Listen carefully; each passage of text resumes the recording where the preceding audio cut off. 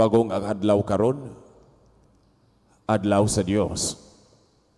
Kay siya ang mabubuhat sa tanan nga nakita o dili makita, sa adlaw, sa panahon, sa kinabuhi sa tao.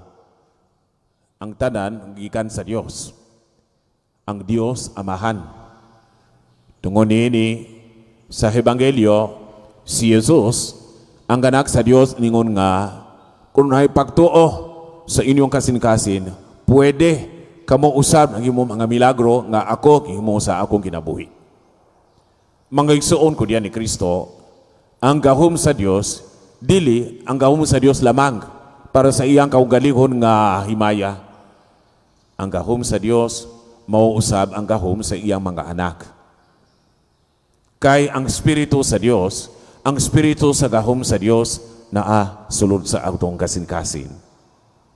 Pagtuo, mangigsuon ko diyan ni Kristo hanglang sa atong kinabuhi.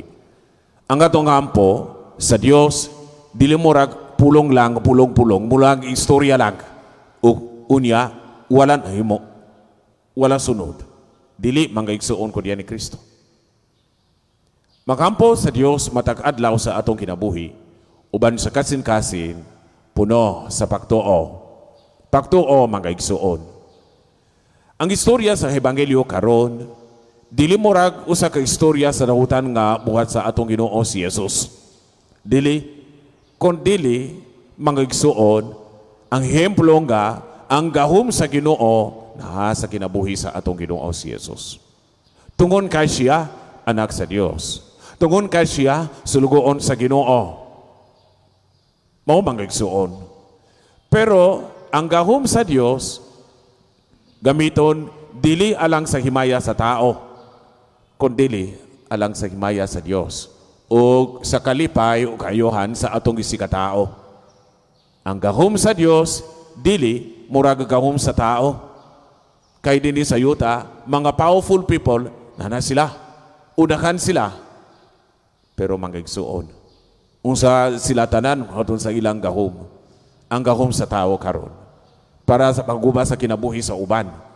Pero ang gahom sa Dios alang sa kalipay, sa kaluwasan o kahayohan sa iyang gisikatao, sa iyang katawan, sa iyang lungsod. Kita mga anak sa Dios. Makampo mangigsuon kay mga powerful people, sila usab mga anak sa Ginoo. Kay tao sila. Ang tanan tao ang imahe sa Dios. Tanan tao imahe sa Ginoo sulugoon sa Dios. Pero tungon sa ilang dahutan nga hunahuna o plano o sila nimumurag mga kahaway sa Ginoo. Pero sulugoon sa Dios sila o kita tanan. Magampo, mga igsuon ko diyan ni Kristo nga usab sila, halik sila sa Dios sila nga mahan o buhaton sila ang tanan buhat nga maayo alang sa himaya sa Ginoo o sa kalipay sa ilang isikatao. Mao mga igsuon ko diyan ni Kristo ang mensahe karon gikan sa pulong sa Dios, ang Ebanghelyo, ang mahayong balita sa kalipay, ang mahayong balita sa kaluwasan, ang mahayong balita sa himaya, ang himaya sa Dios. Tungon kay siya ang tagiya sa tanan, ug siya ang mabubuhat sa langit ug sa yuta.